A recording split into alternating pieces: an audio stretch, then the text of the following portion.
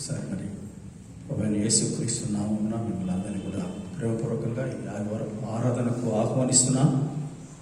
దేవుడు గత రోజులన్నీ కూడా కాపాడి ఉపవాస దినాల్లో గత 6 రోజులు కాపాడి 7వ దినము మొట్టమొదటి పునరుద్ధాన దినము ఉపవాస ప్రార్థనలో మనము చేరి ఆయన నామాన్ని గణపరచడానికి, వాక్యాన్ని ధ్యానించడానికి ప్రభువు సహాయం చేశాడు కనుక ప్రభు సన్నిధిలో దేవుని యొక్క వాక్యాన్ని మనము ధ్యానం చేసుకుందాం. గత వారము నేను కొన్ని విషయాలు చెప్పాను. ఎలా మనం ప్రార్థన చేయకూడదు అనే విషయాలు చెప్పాను. మనం ప్రార్థన ఎలా చేయకూడదు అనే విషయాలు చెప్పాను. ఈరోజు మనం ఎలా ప్రార్థన చేయాలి అనే విషయాలు మనము తెలుసుకుందాం. ఎలా ప్రార్థన చేయకూడదు అనే విషయాలు మనం తెలుసుకున్నాక ఎలా ప్రార్థన చేయాలి, చాలా విషయాలు ఉన్నాయి. ఇంకొక మాటలో మీరు అనుకుంటే ఎలా ప్రార్థన చేయకూడదో దాన్ని ఉల్టా చేసేస్తే ఏమైంది, ఎలా ప్రార్థన చేయాలో అని కూడా మనకు అర్థమైపోతుంది. ఓకే, కొన్ని విషయాల్లో ఉదాహరణకు మనం బహిరంగంగా అందరికీ కనబడవాలని ప్రార్థన చేయకూడదు అని ఉంది. దానికి వ్యతిరేకంగా ఏంటి, రహస్యంగా ప్రార్థన చేయాలి. అలాగా ఒకవేళ ఆ విధంగా మనం అన్వయించుకుంటే ఎలా ప్రార్థన చేయకూడదో అనే దాన్ని ఎలా ప్రార్థన చేయాలి అనే దానికి మనం అన్వయించుకుంటే చాలా విషయాలు ఉన్నాయి. అయితే ఇక్కడ మనము సాధారణమైన ప్రార్థన, ఇంతకుముందు నేను చెప్పాను, సాధారణమైన ప్రార్థన చేస్తాము, తర్వాత కన్నీటి ప్రార్థన చేస్తాము, ఇంకా బాధ ఎక్కువ అయితే ఏం చేస్తాము, ఉపవాస ప్రార్థన చేస్తాం. ఈ విధంగా ప్రార్థనలో కొన్ని వ్యత్యాసాలు ఉన్నాయి. మన సమస్యను బేస్ చేసుకుని, మన సమస్య ప్రభావంను బట్టి, తీవ్రతను బట్టి మన ప్రార్థన విధానాన్ని ఏం చేస్తాం, మనం మార్చుకుంటాం. ఏది ఏమైనప్పటికీ మనకు దేవుని దగ్గర నుంచి సమాధానము రావాలి అనే పట్టుదలతో ఆయన ప్రార్థన విని సమాధానం ఇచ్చేంత వరకు మనం ప్రార్థన చేయబద్ధులమై ఉన్నాము. అందుకే విసుకక ప్రార్థన కొన్ని రకాలుగా ఉంది. విసుకక ప్రార్థన చేయమన్నాడు దేవుడు. ఏం చెప్పాడు చెప్పండి? అవన్నీ నేను వచనాలు చెప్పను, ఎందుకంటే తర్వాత నేను మీకు తెలియజేస్తాను. ఒకటి ఏంటంటే విసుకక ప్రార్థన చేయమని చెప్పాడు. ఓకే, లూకా సరే, జస్ట్ రెఫరెన్స్ మాత్రం చెప్తాను. లూకా 18:1 విసుకక ప్రార్థన చేయమని చెప్పాడు. యాకోబు పత్రిక 5వ అధ్యాయం 16వ వచనంలో మీ పాపములు ఒప్పుకొని ప్రార్థన చేయమని చెప్పాడు. ఓకే, తర్వాత తెస్సలోనిక పత్రిక, మొదటి తెస్సలోనిక పత్రిక 5వ అధ్యాయము 16 నుండి 18 వరకు ఎడతెగక ప్రార్థన చేయమని చెప్పాడు. అదేవిధంగా మత్తయి సువార్త 26వ అధ్యాయం 41వ వచనంలో మెలకువగా ఉండి ప్రార్థన చేయమని చెప్పాడు. తర్వాత మార్కు సువార్త 11వ అధ్యాయము 18వ వచనంలో మనం చూస్తే విశ్వాసముతో ప్రార్థన చేయమన్నాడు. తర్వాత మత్తయి సువార్త ఇంతకుముందు చదివాం మనం 6వ అధ్యాయం 6వ వచనము రహస్యంగా, వ్యక్తిగతంగా రహస్యంగా ప్రార్థన చేయమని చెప్పాడు. తర్వాత ఇంకా అదే యాకోబు పత్రికలో 5వ అధ్యాయము 17-18 చూస్తే ప్రభావితంగా, అంటే ఒక శక్తివంతమైన ప్రార్థన మనం చేయాలి అని యోహాను సువార్త 15వ అధ్యాయం 7-8 వచనాల్లో ఏమని చెప్పాడు, నా యందు నిలిచి ఉండి ప్రార్థన చేయాలని చెప్పాడు. ఇవన్నీ కూడా ఎలా ప్రార్థన చేయాలి అనేది. సో చివరి దాన్ని మనం గమనిస్తే యోహాను సువార్త 15వ అధ్యాయము 7 వచనంలో నా యందు మీరును మీ యందు నా మాటలను నిలిచి ఉన్న యెడల మీకు ఏది ఇష్టమో అది అడుగుడి, అప్పుడు అది మీకు అనుగ్రహించబడును అని చెప్పి, నాకు వేరుగా ఉండి మీరేమీ చేయలేరు అనే మాట కూడా మనకు వింటున్నాం. రైట్, అది ఒకటి. సో అంటే మనం ఆయనలో ఉండాలి, ఆయన మనలో ఉండాలి. ఈ మాట మనం గుర్తుపెట్టుకుందాం. అసలు ఈరోజు మూలవాక్యం ఏంటంటే యూదా పత్రిక. ఇవంతా కూడా ఉపద్ఘాతంలో నేను చెప్పాను. యూదా పత్రిక 20వ వచనం, 1వ అధ్యాయం ఉంటుంది. అందులో ప్రకటన కంటే ముందు ఉంటుంది, 1వ అధ్యాయం ఉంటుంది. యూదా పత్రిక 20వ వచనము మనం చదివితే, ప్రియులారా విశ్వసించు అతి పరిశుద్ధమైన చేయవలసిన దాని మీద ఆ, మిమ్మును మీరు కట్టుకొనుచు కట్టుకొనుచు పరిశుద్ధాత్మలో ప్రార్థన చేయుచు ఆ, నిత్య జీవార్థమైన మన ప్రభువగు యేసుక్రీస్తును ఆ, యేసుక్రీస్తు కనికరం కొరకు కనిపెట్టుచు ఆ, దేవుని ప్రేమలో నిలిచినట్లు ఆ. కాచుకొని ఉండుడి. కాచుకొని ఉండుడి. అక్కడ అంశం ఏంటంటే ఎలా ప్రార్థన చేయాలో చెప్పండి. పరిశుద్ధాత్మ పరిశుద్ధాత్మలో ప్రార్థన చేయాలి. ఈ మాటలు చాలా గుర్తుపెట్టుకోవాలి. కొంచెం కష్టమే అర్థం కావడానికి. ఒక 2 వారాల్లో నేను ఇది కంటిన్యూ చేస్తాను కనుక మీకు అర్థమవుతుంది. ఓకే, పరిశుద్ధాత్మలో ప్రార్థన చేయండి అని చెప్తున్నాడు. చెప్పండి ఎలా చేయాలట? పరిశుద్ధాత్మలో ప్రార్థన చేయాలి. మనకు ఎక్కువ ప్రార్థన తెలుసు, కన్నీటి ప్రార్థన తెలుసు, ఉపవాస ప్రార్థన తెలుసు. ఇప్పుడు ఏంటిది? ఇది పరిశుద్ధాత్మలో ప్రార్థన చేయాలి. ప్రేయింగ్ ఇన్ ద స్పిరిట్, ఆత్మలో ప్రార్థన చేయాలి. ఆత్మలో ప్రార్థన చేయాలి. ఆత్మలో ప్రార్థన చేయాలి. ఆత్మలో ప్రార్థన చేయడం అంటే ఏంటిది? ఆత్మలో ప్రార్థన చేయడం అంటే ఏంటిది? మనకు మామూలు ప్రార్థనే రాదు, ఇంకా మళ్ళీ ఆత్మలో ప్రార్థన ఏమర్థం? ఇది మామూలు ప్రార్థనే మనకు అర్థం కాదు. కానీ శక్తివంతమైనటువంటి కార్యాలను మనం అనుభవించాలంటే, దేవుని అద్భుత కార్యాలు మన జీవితంలో జరగాలంటే, ఉన్నతమైనటువంటి స్థితికి మనం ఎదగాలంటే ఆత్మలో ప్రార్థన చేయాలి. చెప్పండి ఎలా ప్రార్థన చేయాలి? ఆత్మలో ప్రార్థన చేయాలి. ఆత్మలో ప్రార్థన చేయడం అంటే ఎలా? ఆత్మలో ప్రార్థన చేయడం అంటే ఎలా? ఆత్మలో ఆరాధన చేయడం కూడా ఉంది.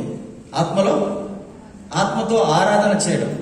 ఇంతకుముందు మనం చదివాం కదా 108వ కీర్తనలో, ఆత్మలో ఏం చేసాం? పాడాము. ఆత్మలో పాడుట, ఆత్మలో ఆరాధన. యోహాను సువార్త 4వ అధ్యాయము 23వ వచనంలో, దేవుడు ఆత్మ గనుక ఆయనను ఆరాధించువారు ఆత్మతోను సత్యముతోను. ఏ ఆత్మ? మన ఆత్మ కాదు. అది ఏ ఆత్మతో అంటున్నాడు? మన ఆత్మతో అనట్లేదు. దేవుడిచ్చే ఆత్మ, దేవుని ఆత్మతో మనం ప్రార్థన చేయాలి. ఓకే, సో ఆత్మతో ప్రార్థన చేయాలి అని అంటున్నాడు ఇక్కడ. ఆత్మతో ప్రార్థన చేయాలి. ఓకే, సో ఒక వచనం మనము గమనిస్తే, ఎఫెసీలో రాసిన పత్రిక 6వ అధ్యాయము 18వ వచనం. ఎఫెసీ 6:18. అందరూ తీసి చూడండి. ఎఫెసీ 6:18 చదవండి.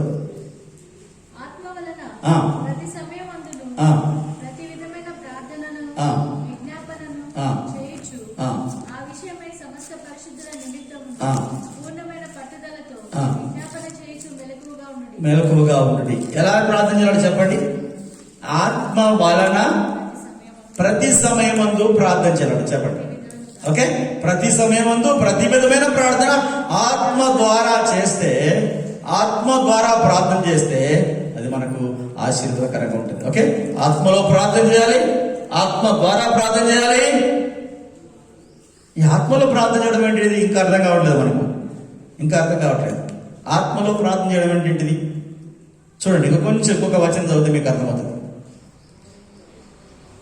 ఆత్మ మనలో ఉండి తానే ప్రార్థన చేస్తాడు. యోహాను అది రోమపత్రిక 8వ అధ్యాయము 26వ వచనంలో, దేవుని ఆత్మ అనగా పరిశుద్ధ ఆత్మ మనలో ఉండి తానే మన పక్షంగా ఏం చేస్తాడ? విజ్ఞాపన చేస్తాడు. అంటే మనం ఎలాగా ప్రార్థన చేయాలో తెలియనప్పుడు మన పక్షంగా మన ఆత్మతో ఆ పరిశుద్ధాత్మను ఏకీభవించి దేవునికి ప్రార్థన చేస్తాడు. చూడండి 8:26లో, అటువలే ఆత్మయు ఆ. మన బలహీనతను చూచి సహాయం చేయుచున్నాడు. ఎలాగనగా మనకు యుక్తముగా ఎలాగూ ప్రార్థన చేయవలనో మనకు తెలియదు కానీ ఉచ్చరింప శక్యము గాని మూలుగులతో తానే మన పక్షంగా విజ్ఞాపన చేస్తున్నాడు. యాత్మ పరిశుద్ధాత్మ. హల్లెలూయా, హల్లెలూయా. యాత్మ పరిశుద్ధాత్ముడు తానే మన పక్షంగా, మనం ఎలాగ ప్రార్థన చేయాలో తెలియనప్పుడు మన పక్షంగా ప్రార్థన చేస్తాడు పరిశుద్ధాత్ముడు. ఎలా ప్రార్థన చేస్తాడు? మనలోనికి ఎలా వస్తాడు? కొంచెం లోతు వెళ్దాం. చూడండి, గలతీ పత్రిక 4వ అధ్యాయము 6వ వచనం. గలతీ 4:6. నేను చెప్పాను కదా, అప్పుడే మీకు కొంచెం అర్థం కాదు. సో ఇది వింటూ ఉంటే జాగ్రత్తగా గమనిస్తే మీకు అర్థమవుతుంది. మరియు ఆ, మీరు కుమారులై ఉన్నందున ఆ, నాయన తండ్రి అని ఆ. మొరపెట్టి తన కుమారుని ఆత్మను ఆ. దేవుడు మన హృదయంలోనికి పంపింది. ఏం చేస్తాడమ్మా? మనము కుమారులమైనందున ఆయనను మనం తండ్రి నాయన, అబ్బా తండ్రి అని, లేదా తండ్రి నాయన అని మొరపెట్టుకోవడానికి దేవుడు తన కుమారుడైన యేసు ఆత్మను, తన కుమారుని ఆత్మను మనలోనికి పంపిస్తాడు. ఆమేన్, హల్లెలూయా. అర్థమవుతుందమ్మా? ఈ ఆత్మ ఎవరు? దేవుడు తన కుమారుని ఆత్మను మనలోనికి పంపిస్తాడు, మన హృదయంలోనికి పంపిస్తాడట. ఎందుకు? మన కుమారులమే. మనం ఎలా కుమారులమయ్యాం? మనం ఎలా కుమార్తెలమయ్యాము? యోహాను 1:12లో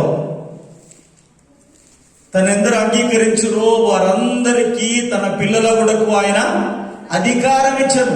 మనము ఆయనను ప్రభువుగా, దేవునిగా, తండ్రిగా అంగీకరించాం కనుక, మనం విశ్వసించాం కనుక ఆయన పిల్లలు కావడానికి దేవుడు మనకు అధికారం ఇచ్చాడు. ఇప్పుడు మనం ఆయన పిల్లలము, అవునా కదా? చెప్పండి, ఆయన పిల్లలమా కదా? ఆయన పిల్లలము. మనం ఆయన పిల్లలం కనుక మనము ఆయనను తండ్రి అని, నాయన అని పిలవడానికి దేవుడు తన కుమారుని ఆత్మను మనలోనికి పంపించాడు, పరిశుద్ధాత్ముడు. అయితే ఆ పరిశుద్ధాత్ముడు మనలోనికి వచ్చి మన పక్షంగా దేవునికి ప్రార్థన చేస్తాడు. ఆయనకు దేవుని మనసు తెలుసు, మన అవసరాలు తెలుసు. చెప్పండి, దేవుని మనసు తెలుసు, మన అవసరాలు తెలుసు. ఆయన మధ్యవర్తిగా ఉండి మనము దేవుని ఎలా అడగాలో తెలియక, దేవునికి ఎలా మొరపెట్టాలో తెలియనప్పుడు, దేవునికి ఎలా ప్రార్థన చేయాలో తెలియనప్పుడు ఆ ఆత్మ తానే మన పక్షంగా విజ్ఞాపన చేస్తాడు. హల్లెలూయా, హల్లెలూయా. ప్రతి ఒక్కరిలో ఈ కార్యము జరగడానికి సాధ్యమవుతుంది. ఇంకా అసలు ఆత్మలో ప్రార్థన చేయడం అంటే ఏంటిది? ఇంకా కొంచెం ముందుకెళ్తే మీకు అర్థమవుతుంది. పౌలు అంటున్నాడు, అపోస్తులైన పౌలు అంటున్నాడు, 1 కొరింథీ పత్రిక 14:15 కొరింథీయులకు రాసిన 1 పత్రిక 14:15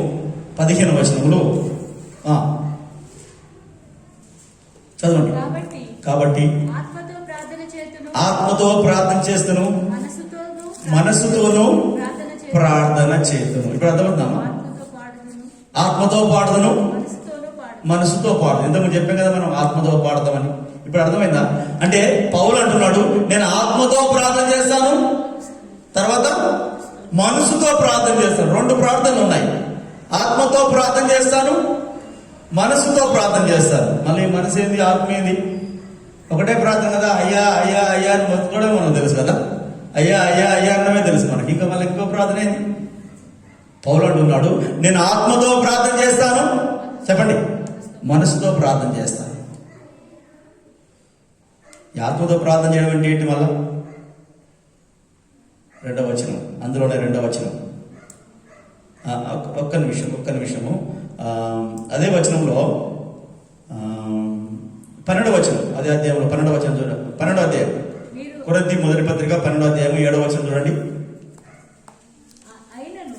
అందరి ప్రయోజనం కొరకు ప్రతివానికి ఆత్మ ప్రత్యక్షత అనుగ్రహింపబడుచున్నది. ఏలగనగా ఒకని ఆత్మ మూలంగా బుద్ధివాక్యమును, మరి ఒకని ఆత్మను అనుసరించి జ్ఞానవాక్యమును, మరి ఒకనికి ఆత్మ వల్లనే విశ్వాసమును. ఓకే, అక్కడ కృపావరాల గురించి రాయబడింది. దేవుడిచ్చే కృపావరాల గురించి ఉంది. ఓకే, ఆ కృపావరాల్లో సరే ఇంకో కొంచెం ముందు కిందికి రండి. మనము 2వ వచనం, ఇదే 14వ అధ్యాయము కొరింథీయులకు రాసిన మొదటి పత్రిక 14 2వ వచనం రాసుకున్న తర్వాత మనం వెనక్కి వెళ్దాం. ఎందుకనగా భాషతో మాట్లాడువాడు మనుషులతో కాదు, దేవునితో మాట్లాడుచున్నాడు. మనుషుడెవడును గ్రహింపడు గాని వాడు ఆత్మ వలన మర్మములను పలుకుచున్నాడు. అమ్మా, ఆత్మలో ప్రార్థన చేయడము చెప్పాడు కదా. ఆత్మలో ప్రార్థన చేయడము, ఇంకోటి ఏంటిది? మనసుతో ప్రార్థన చేయడం. ఆత్మలో ప్రార్థన చేయడము, మనసుతో ప్రార్థన చేయడం అంటే, ఆత్మతో ప్రార్థన చేయమంటే భాషలతో ప్రార్థన చేయడం. చెప్పండి, ఏముంది? ఆత్మతో ప్రార్థన చేయడం ఏంటిది? భాషలతో ప్రార్థన చేయడం. మనసుతో ప్రార్థన చేయడం ఏంటిది? మనం ఏం ప్రార్థన చేస్తున్నామో మనకు అర్థమవుతుంది. అర్థమైందా? మన మనసుకు అర్థమవుతుంది మనం చేసే ప్రార్థన, మనం తెలుగులో చేసే ప్రార్థన మనకు అర్థమవుతుంది. అదే భాషలతో చేసే ప్రార్థన మనకు అర్థం కాదు. మరి ఎవరికి అర్థమైంది? దేవునికి అర్థమవుతుంది. అర్థమైందా? దేవునికి అర్థమవుతుంది. అది ఎవరు ప్రార్థన చేస్తున్నారు? పరిశుద్ధాత్ముడు మనలో ఉండి ప్రార్థన చేస్తున్నాడు. మనలో ఉన్న పరిశుద్ధాత్ముడు దేవునితో మాట్లాడుతున్నాడు. ఆమేన్, హల్లెలూయా. దేవునితో మాట్లాడుతున్నాడు కనుక ఆత్మతో ప్రార్థన చేయడం అంటే భాషలతో ప్రార్థన చేయడం. ఆత్మతో ప్రార్థన చేయడం అంటే చెప్పండి ఏంటి? మరి భాషల గోలేంటి? భాషలు ఎక్కడి? భాషలేంటి? కొంతమంది కొత్తగా విన్నట్టుగా అనిపించవచ్చు, కొంతమంది కొత్తగా అనిపించవచ్చు. భాషలతో ప్రార్థన చేయడం, ఈ భాషల ద్వారా ఉపయోగం ఏంటి? భాషల ద్వారా ఉపయోగం ఏంటి?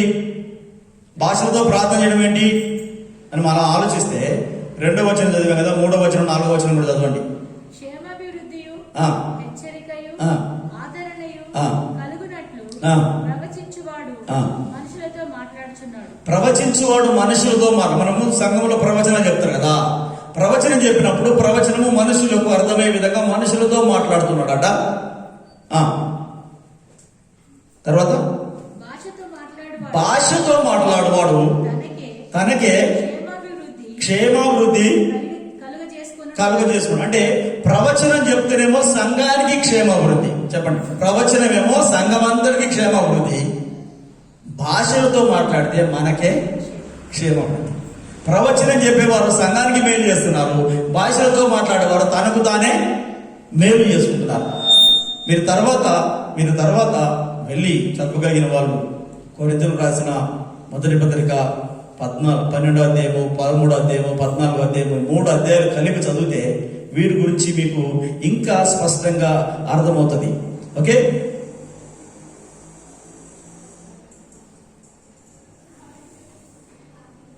పదిహేను వచనంలో అన్నాడు కదా, కాబట్టి ఆత్మతో ప్రార్థన చేతును, మనసుతో ప్రార్థన చేతును, ఆత్మతో పాడుదును, మనసుతో పాడుదును అని చెప్పి ఆయన అంటున్నాడు, అందరికంటే నేను ఎక్కువగా భాషలతో మాట్లాడుతున్నాడు. 18వ వచనం చూడండి, 18వ వచనం అంటున్నాడు, మీ అందరికంటే ఎక్కువగా భాషలతో మాట్లాడుతున్నాడు. 14వ అధ్యాయము 18వ వచనము. నేను మీ అందరికంటే ఎక్కువగా భాషలతో మాట్లాడుచున్నాను, అందుకు దేవుణ్ణి స్తుతిస్తున్నాను. ఆమేన్, హల్లెలూయా. భాషలతో మాట్లాడుతున్నాడు. భాషలతో మాట్లాడడం అంటే ఆత్మలో ప్రార్థించడం. చెప్పండి, భాషలతో మాట్లాడడం అంటే ఆత్మతో ప్రార్థించడం, ఆత్మలో ప్రార్థన చేయడము, దేవుణ్ణి స్తుతించడము. ఓకే, దేవుణ్ణి స్తుతించడము. 5వ వచనం చూడండి, అందులోనే 5వ వచనం చూడండి. మీరందరూ కూడా భాషలతో మాట్లాడాలని నేను కోరుచున్నాను, కానీ మరింకా విశేషంగా మీరు ప్రవచిస్తే ఇంకా మంచిది అంటున్నాడు. పౌలు ఏమంటున్నాడంటే, నేను భాషలతో మాట్లాడుతున్నాను. భాషలతో మాట్లాడడం అంటే ఆత్మలో ప్రార్థన చేయడము. నేను మీ అందరికంటే ఎక్కువగా సంఘానికి, కొరింథీ సంఘానికి చెబుతున్నాడు, మీ అందరికంటే ఎక్కువగా నేను ఆత్మలో ప్రార్థన చేస్తున్నాను, మీ అందరికంటే ఎక్కువగా నేను భాషలతో ప్రార్థన చేస్తున్నాను. మీరు కూడా అందరూ చెప్పండి ఎలా చేయాలట? భాషలతో ప్రార్థన చేయండి, ఆత్మలో ప్రార్థన చేయండి అనే సంఘానికి అతడు సలహా ఇస్తున్నాడు. కానీ దేవుని బిడ్డలారా, ఆత్మలో ప్రార్థన చేయడం, శక్తివంతమైన ప్రార్థన అంటే ఆత్మలో ప్రార్థన చేయడం. ఆత్మలో అంటే భాషలతో ప్రార్థన. ఈ భాషలు ఎక్కడికి వస్తాయి? మరి ఈ భాషలు ఎలా వస్తాయి? భాషలు అనేది ఒక వరము. చెప్పండి, భాషలు అంటే ఏంటిది? ఒక వరము. 12వ అధ్యాయము, ఇదే అధ్యాయం 12వ అధ్యాయం 10వ వచనం చూడండి. 12వ అధ్యాయం 10వ వచనంలో భాషలు అనేది ఒక వరము. దేవుని కృపావరాల్లో ఒక వరము భాషలు. 9 వరాల్లో ఒక వరము ఏంటిది? భాషలు. 10 అద్భుత కార్యములను చేయ శక్తియు, మరియొకనికి ప్రవచన వరమును, మరియొకనికి ఆత్మల వివేచనయు, మరియొకనికి నానావిధ భాషలను, మరియొకనికి భాషల అర్థం చెప్పు శక్తియు అనుగ్రహింపబడి. ఇందులో చాలా ఉన్నాయి, 9 వరాలు ఉన్నాయి. భాషలు మాట్లాడే వరము కూడా ఒకటి. చెప్పండి, భాషలు మాట్లాడేది ఏంటట? చెప్పండి, భాషలు మాట్లాడేది ఏంటిది? వరము. వరాలు ఎలా వస్తాయి మనకు? వరాలు ఎలా వస్తాయి? వరాలు ఓన్లీ ఊరికనే వస్తాయా? ఎలా ఇంట్లో కూర్చుంటే వస్తాయా? వరాలు ఎలా వస్తాయి చెప్పండి? ఎలా వస్తాయి? ప్రార్థన చేస్తే వస్తాయి. ఆమేన్, హల్లెలూయా. ఉపవాసం ఉంటే వస్తాయి. పరిశుద్ధాత్మ సహాయముతో, ఓకే, ఆత్మ వరాల్లో ఒకటి ఏంటిది? భాషలు. అర్థం చెప్పే వరం ఇవన్నీ ఉన్నాయి. కానీ మనకు భాషలు కనుక, ఆత్మతో ప్రార్థన చేయడం కనుక వరాల్లో ఒకటి భాషలు. ఆ భాషలు ఎలాగ మనం పొందుకుంటామంటే పరిశుద్ధాత్ముడు మన మీదికి వచ్చినప్పుడు ఆ భాషలు కూడా వస్తాయి. అపొస్తలుల కార్యగ్రంథంలో 2వ అధ్యాయము 4వ వచనం చూడండి. అపొస్తలుల కార్యగ్రంథము 2వ అధ్యాయం 4వ వచనం. అందుకు పరిశుద్ధాత్మతో నిండిన వారై, అందరూ పరిశుద్ధాత్మతో నిండిన వారై ఆత్మ వారికి వాక్శక్తి అనుగ్రహించిన కొలది అన్య భాషలతో మాట్లాడసాగిరి. చెప్పండి, ఈ భాషలు ఎవరు అనుగ్రహించారు? పరిశుద్ధాత్ముడు. వారు పరిశుద్ధాత్మతో నిండిన తర్వాత ఆ పరిశుద్ధాత్ముడు తన శక్తి చేత ఆ వాక్శక్తిని అనుగ్రహించాడు. అంటే మాట్లాడే శక్తిని వ్యక్తులకు అనుగ్రహించాడు. ఇది పెంతెకోస్తు దినాన మేడగదిలో 120 మంది దేవుని సన్నిధిలో ప్రార్థన చేస్తున్నప్పుడు పరిశుద్ధాత్ముడు అగ్ని నాలుకల వలె ఒక్కొక్కరి మీద విభాగింపబడి ఒక్కొక్కరి మీద రాలి వారు శక్తి పొందుకొని పరిశుద్ధాత్మ వారికి వాక్శక్తి అనుగ్రహించిన కొలది వారు భాషలతో మాట్లాడారు. ఆమేన్, హల్లెలూయా. భాషలతో మాట్లాడడం ఎవరితో మాట్లాడుతున్నాం చెప్పండి? భాషతో మాట్లాడంటే ఎవరితో మాట్లాడుతున్నాం? అది మనుషులకు అర్థం కాదు. అక్కడ ఇంతకుముందు చదివాం కదా, భాషలతో మాట్లాడితే వాడు దేవుడితో మాట్లాడతాం, మనుషులతో కాదు. మనుషులకు అర్థం కావాల్సిన అవసరం లేదు. మనుషులకు అర్థం కావాలంటే మనసుతో ప్రార్థన చేయాలి, మన భాషలో ప్రార్థన చేయాలి. దేవుడికి నేరుగా వెళ్ళాలంటే చెప్పండి, భాషతో ప్రార్థన చేయాలి. ఆమేన్, హల్లెలూయా. అది మనలో ఉన్న పరిశుద్ధాత్మకు దేవుడికి కనెక్ట్ అయిపోతుంది. ఇక మధ్యలో డిస్టర్బెన్స్ ఏముండయి, మనకు మాటలు కొరతగా ఉండదు, ట్రాన్స్లేషన్ అవసరం లేదు. అర్థమా? వాక్శక్తి అనుగ్రహించిన కొలది వాళ్ళు భాషలు మాట్లాడారు. ఏం భాషలు అవి? అన్య భాషలు. ఏం భాషలు చెప్పండి? అన్య భాషలు. సో భాషల గురించి 2-3 పదాలు ఉన్నాయి. అన్య భాషలు అని ఉంది, ఓకే. ఇది దేవుని వరము అని మనము నమ్ముచున్నాము. అపొస్తలుల కార్యాల గ్రంథంలో 10వ అధ్యాయము 45 నుండి 47 వచనం చదివితే, కొర్నేలి ఇంటి దగ్గరికి పేతురు వచ్చి, సార్ ఈ పరిశుద్ధాత్ముడు ఎలా వస్తాడు, పరిశుద్ధాత్ముడు ఎవరి మీదకి వస్తాడు, దాని గురించి నేను ఇంకా కొంత వివరంగా వచ్చే సందేశంలో చెప్తాను. కొంత అవగాహన కల్పించడానికి నేను ఈరోజు ఈ ఉపోద్ఘాతం చెప్తున్నాను. భాషల గురించి నేను మీకు చెప్తున్నాను. చూడండి, అపొస్తలుల కార్యం 10:45-47. సున్నతి పొందిన వారిలో పేతురుతో కూడా వచ్చిన విశ్వాసులందరూ పరిశుద్ధాత్మ వరము అన్యజనుల మీద సైతము కుమ్మరింపబడుట చూచి విభ్రాంతి నొందిరి. ఎలయనగా వారు భాషలతో మాట్లాడుచు దేవుని గణపరచుచుండగా విని. భాషలతో మాట్లాడుతూ ఏం చేస్తున్నట్టు వాళ్ళు చెప్పండి? దేవుణ్ణి గణపరుస్తున్నాడు. భాషలతో దేవునికి ప్రార్థన చేస్తున్నాము, భాషలతో దేవుణ్ణి స్తుతిస్తున్నాము, భాషలతో దేవుణ్ణి గణపరుస్తున్నారు. అక్కడికి వచ్చారు, కొర్నేలు దగ్గరికి పేతురు వచ్చినప్పుడు ఆ సమయంలో దేవుని యొక్క ఆత్మ బలంగా అప్పటికప్పుడు అన్యజనుల మీద కూడా కుమ్మరించబడ్డది. ఎందుకంటే వారు కూడా ప్రార్థనలో ఉన్నారు కనుక అన్యజనుల మీద కూడా అప్పటికప్పుడు వారు మారు మనసు పొంది అప్పటికప్పుడు ఆత్మతో నింపబడి అప్పటికప్పుడు భాషలతో మాట్లాడుతున్నారు. దేవుణ్ణి గణపరిచారు వాళ్ళు. ఆమేన్, హల్లెలూయా. భాషలతో దేవుణ్ణి గణపరచాలి, అన్య భాషలు. అందుకే మార్కు సువార్త 16వ అధ్యాయంలో 17వ వచనంలో, మార్కు సువార్త 16వ అధ్యాయం 17వ వచనంలో ఏముంది చూడండి. మార్కు 16:17లో ఈ సూచక క్రియలు కనబడును, నా నామమున వెళ్ళగొడుదురు. ఏం భాషలు? ఇక్కడ చెప్పండి, ఏం భాషలట? కొత్త భాషలు. ఇంతకుముందేమో అన్య భాషలు, అన్య భాషలు. ఇప్పుడు ఏమంటున్నాడు? ఇవన్నీ ఒకటే. ఇవేమో కొత్త భాషలు. కొత్త భాష, మనకు రాని భాష, మనకు తెలియని భాష, మనం నేర్చుకోని భాష దేవుని ఆత్మ ద్వారా ఒక వరముగా మనకు అనుగ్రహించబడుతుంది. ఎప్పుడైతే పరిశుద్ధాత్ముడు మన పైకి వస్తాడో, పరిశుద్ధాత్మ శక్తిని మనం పొందుకుంటామో, అప్పుడు ఈ భాషలు కూడా మనతో పాటు వస్తాయి. ఒక వరముగా పరిశుద్ధాత్మతో కలిపి ప్యాకేజీగా వస్తాయి. మనం ఎక్కడైనా చూడండి, పరిశుద్ధాత్మ పొందిన తర్వాత వారందరూ కూడా మాట్లాడడం, వారు పొందారు అన్నదానికి గుర్తుగా, పరిశుద్ధాత్మ పొందారని గుర్తుగా భాషలతో మాట్లాడడం మనం అన్ని సందర్భాల్లో చూస్తున్నాం. 19వ అధ్యాయం అందులోని అపొస్తలుల కార్యాలు 19వ అధ్యాయం 6వ వచనం చూడండి. 19వ అధ్యాయం 6వ వచనం. మీలో ఒక అవగాహన, మీలో ఒక ఆశ కలిగించడానికి నేను ఈ మాటలు చెప్తున్నాను. తరువాత పౌలు వారి మీద చేతులుంచగా పరిశుద్ధాత్మ వారి మీదకి వచ్చెను. అప్పుడు వారు భాషలతో మాట్లాడుటకును ప్రవచించుటకును మొదలు పెట్టిరి. ఆమేన్, హల్లెలూయా. పౌలు వచ్చి ప్రార్థన చేస్తే, నెత్తి మీద చేయబెట్టి ప్రార్థన చేస్తే మరి ఏం చేస్తున్నారు? భాషలతో మాట్లాడుతున్నారు, ప్రవచనాలు చెప్తున్నారు. ఆమేన్, హల్లెలూయా.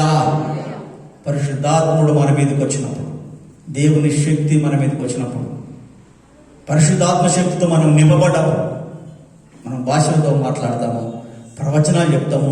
మిగతా కృపావరాలు కూడా మనం పొందుకునే అవకాశం ఉంది. ఆమేన్, హల్లెలూయా. కొంతమందికి అయితే 9 వరాలు పొందుకుంటారు. 9 వరాలు పొందుకుంటారు. అది ఎలా సాధ్యం?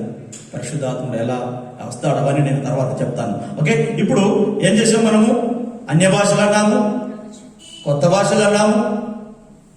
కొరింథీయులకు రాసిన మొదటి పత్రిక 13వ అధ్యాయం 1వ వచనంలో చూస్తే, కొరింథీ మొదటి పత్రిక 13:1 చూస్తే అదే భాష దేవదూతల భాష అని ఉంటుంది. అక్కడ మనుషుల భాషలతోనూ దేవదూతల భాషలతోనూ నేను మాట్లాడు. పౌలు అంటూ నేను మనుషుల భాషలతో మాట్లాడతాను అంటే మనం మాట్లాడే భాష. ఇంకోటి ఏంటంట? దేవదూతల భాష. ఆమేన్, హల్లెలూయా. దేవుడు దేవదూతలు మాట్లాడుకునే భాష వేరే. ఆ భాషను మనకిస్తాడు దేవుడు. అర్థమైందా? ఆ భాషను మనకిస్తాడు. 3 రకాలు. ఇవన్నీ ఒకటే, 3 ఒకటే. అన్య భాషలన్నా, దేవదూతల భాష అన్నా, కొత్త భాషలన్నా ఒకటే అర్థం, ఒకటే అర్థం. కానీ ఈ భాషలు ఎందుకంటే మనం ఆత్మలో ప్రార్థన చేయడానికి. దేవునికి స్తోత్రం, హల్లెలూయా. చెప్పండి, ఎందుకు? ఆత్మలో ప్రార్థన చేయడానికి. ఆత్మలో ప్రార్థన చేస్తే, భాషలతో ప్రార్థన చేస్తే ఎవరితో మాట్లాడుతున్నాం మనము? నేరుగా దేవునితో మాట్లాడడానికి. సో దేవునితో మాట్లాడాలని ఆశ కలిగిన వారు భాషలు వరము పొందుకోవడానికి కూడా ప్రార్థన చేయాలి. ప్రభువా, నాకు భాషల వరాన్ని దయచేయి, నేను భాషలతో మాట్లాడాలి. పౌలు ఏమంటున్నాడు? మీరందరూ కూడా భాషలతో మాట్లాడాలని కోరుకుంటున్నా అంటున్నాడు 5వ వచనంలో. మీరందరూ కూడా చెప్పండి, మనం అందరం ఏం చేయాలట? భాషలతో మాట్లాడాలి. అందరూ భాషలతో మాట్లాడాలి. పౌలు ఏమంటున్నాడు? నేను మీ అందరికంటే ఎక్కువగా భాషలతో మాట్లాడుతున్నాను కనుక నేను దేవుని స్తుతిస్తున్నాను. దేవుని స్తుతించాలంటే మనం ఎక్కువగా భాషలతో మాట్లాడడం నేర్చుకోవాలి. నేర్చుకోవడం అంటే భాషలు నేర్చుకోవడం కాదు, నేర్చుకుంటూ వచ్చేది కాదు. ఇది దేవుడు అనుగ్రహిస్తే వచ్చేది. అదేదమ్మా, దేవుడు అనుగ్రహిస్తే వచ్చేది. కృపావరముగా, పరిశుద్ధాత్మతో పాటు కృపావరముగా వచ్చేది ఈ భాషల వరం. ఆ వరమును మనం పొందుకోవాలి. వరమును మనం అడగాలి. వరమును మనము అడిగి పొందుకోవాలి. అందుకే అంటున్నాడు ఈ మిగతా సందర్భంలో కూడా, ఇన్ని సందర్భాల్లో కూడా పరిశుద్ధాత్మ పొందుకున్న తర్వాత భాషలు అనేది వారు మాట్లాడుతూ వచ్చారు. కనుక భాషలతో మనం దేవుని స్తుతిస్తాం. ఎందుకు ఈ మాట చెప్పంటే, రానున్న దినాల్లో, ముందున్న వారాల్లో మనం పరిశుద్ధాత్మ కొరకు కనిపెట్టే రోజులు వస్తున్నాయి. ఈ ఉపవాస ప్రార్థనలోనే పరిశుద్ధాత్మ కూడములు కూడా మనం ప్రారంభిస్తాం. ఒకరోజు 2-3 రోజులు పరిశుద్ధాత్మ అభిషేకం కొరకే ప్రత్యేకంగా లాస్ట్ వీక్లో, చివరి వారంలో ప్రత్యేకంగా పరిశుద్ధాత్మ కూడములు ఒక 2-3 రోజులు ప్రత్యేకంగా పరిశుద్ధాత్మ కూడములు పెట్టుకుంటాం. అందులో దేవుని కృపావరాలు పొందుకునే అవకాశం ఉంది, ఆత్మను పొందుకునే అవకాశం ఉంది, వరాలు పొందుకునే అవకాశం ఉంది, అభిషేకించబడే అవకాశం ఉంది. అందుకే ఇప్పటి నుంచి నేను పునాది వేస్తున్నా. అసలు ఈ భాష అంటే ఏంటిది, ఈ ఆత్మ అంటే ఏంటిది, ఈ ప్రార్థన అంటే ఏంటిది, అప్పటికి మీరు ఒకేసారి అంటే ఇలా కలదలుచుకుంటారు. అందుకే ఒక అవగాహన మీకు కల్పించాలని. ఇది కొంచెము ఈజీగా అర్థమయ్యే సబ్జెక్ట్ కాదు. చాలా మందికి అవగాహన లేదు. కొంతమంది నమ్మరు అసలు భాషలు, కొంతమంది నమ్మరు. భాషలు లేవంటారు కొంతమంది, వారి అవగాహన రాహిత్యాన్ని బట్టి. ఓకే, బైబిల్ గ్రంథం ఇప్పుడు నేను చూసిన వచనాలు అన్నీ కూడా ఉన్నాయి. మీకు ఏమైనా డౌట్ ఉంటే నన్ను అడగవచ్చు, నేను మీకు వివరిస్తాను. అర్థమైందా అమ్మా? కనుక భాషలతో మనము మాట్లాడితే ఎవరితోని? దేవునితో మాట్లాడతాం. ఈ భాషలు పరిశుద్ధాత్మ పొందుకోవడం ద్వారా మనకు లభిస్తాయి. ఈ పరిశుద్ధాత్మను ఎక్కడ వాగ్దానం చేశాడు? మళ్ళీ మనము యోవేలు గ్రంథానికి వెళ్ళాలి. యోవేలు గ్రంథం 2వ అధ్యాయం 14వ వచనం మనం చదువుకునే ఏంటి? మీరు నా యొద్దకు ఇప్పటికైనాను నా వైపు తిరుగుడి అన్నాడు.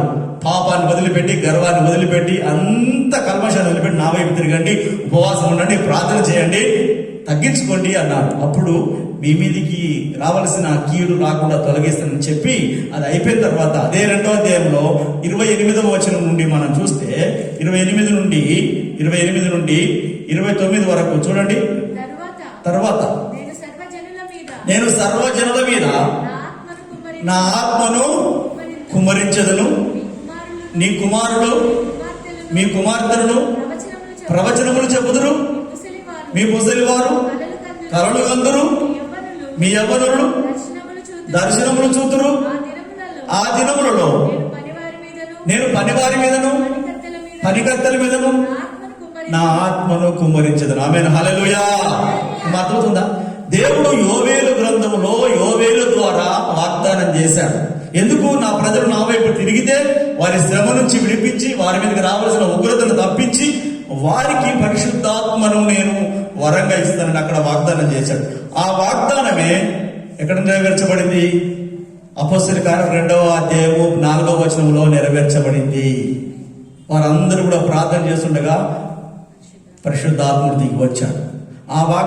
ఈ వాగ్దానం అంటే ఎవరికి చెందుతుందట చెప్పండి. మనం పొందుకుంటే అపోస్తలుల కార్యం 2వ అధ్యాయం 39వ వచనంలో 2:39లో ఈ వాగ్దానం అట మీకును మీ ఇంటి వారందరికీ చెందుతుందంట. అక్కడ ఆయన నీకును నీ ఇంటి వారందరికీ ఇది చెందుతుంటున్నట్టు చూడండి.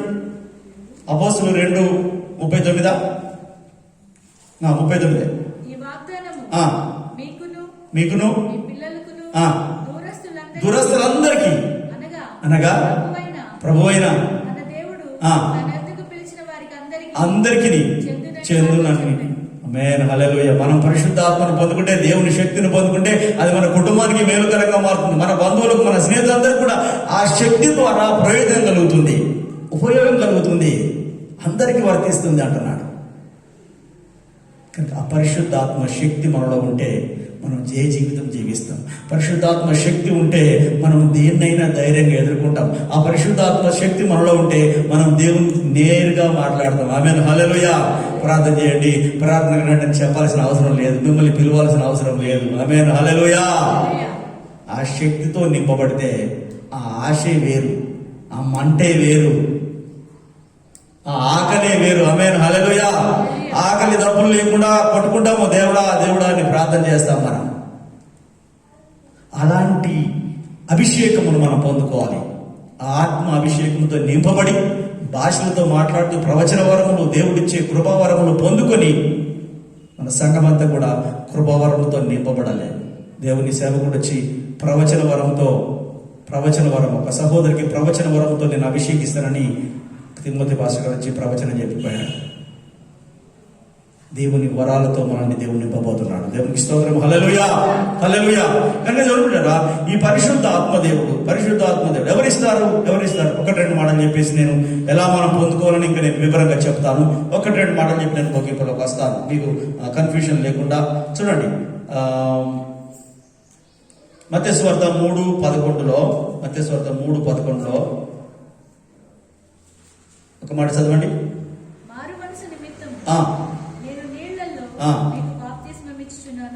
అయితే నా వెనుక వచ్చుచున్నవాడు నాకంటే శక్తిమంతుడు.